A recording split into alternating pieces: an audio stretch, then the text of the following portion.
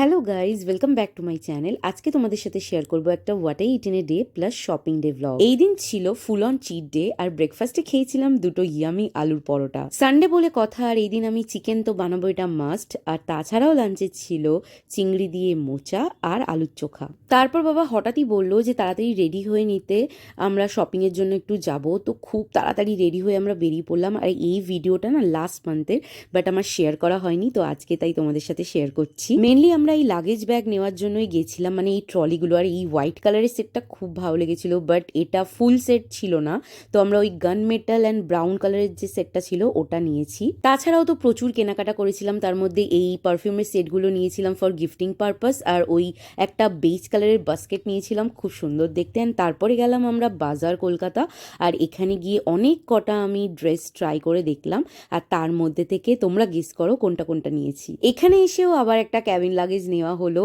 আর সাথে আমার ভাইয়ের মায়ের অনেক কিছু কেনাকাটা হয়েছিল। বেরিয়ে সবার একটু একটু খিদে পেয়েছিল, তো এই পাপড়ি চাটটা আমরা সবাই ভাগ করে খেলাম। মা আর ভাই তারপর ফুচকাও খেয়েছিল, বাট আমার কেন জানি সেদিন ইচ্ছা করছিল না, তো আমি ওটা স্কিপ করে দিলাম।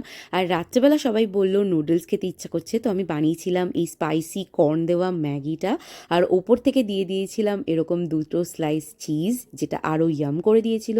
আর বানিয়ে নিয়েছিলাম পোচ আর সসেজেস। তো এই ছিল একটা ছোট্ট মিনি ব্লগ। তোমাদের যদি ভালো লেগে থাকে তাহলে লাইক করো আর চ্যানেলটাকে সাবস্ক্রাইব।